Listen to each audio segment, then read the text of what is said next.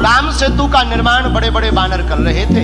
एक गिलहरी समुद्र की रेती अपने शरीर में लगाकर और भागी भागी जावे और पत्थरों के ऊपर अपने शरीर को छटपटा के दौड़ावे। हनुमान जी गौर से देखें।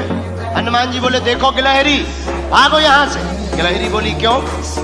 हनुमान जी बोले, तुम्हारा छोटा सा शरीर, बड़े बड़े बंदर, अभी कोई पैर रख दे तो मर और जाओ।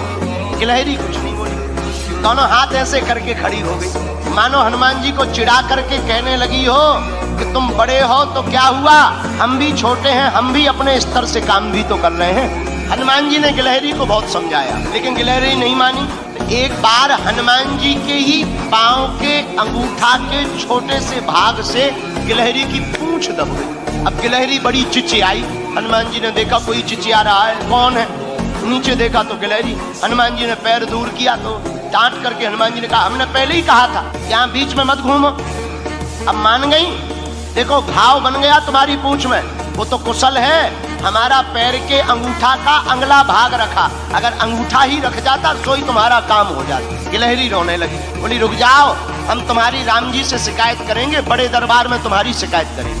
हनुमान जी बोले, जाओ कर दो, हमें कोई दिक्कत नहीं। गिलहरी भागी भागी राम जी के पास गई। सरकार, आपके रहते हुए हम पर अत्याचार हो गया। क्या हुआ? हमारी पूंछ देखो। गिलहरी की भगवान ने पूंछ देखी, बोले ये घाव कैसे हो गया? महाराज, ये एक बहुत बड़ा बंदर है आपके यहाँ, उस बंदर की करामात है।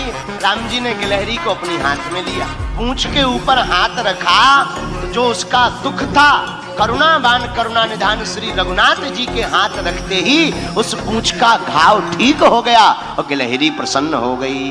लोग कहते हैं कि पहले तो गिलहरी के ऊपर कोई निशान नहीं थे, जब राम जी ने अपनी 3 अंगुलियां गिलहरी के ऊपर फिराई, वही 3 अंगुल के निशान आज भी गिलहरी के ऊपर हैं।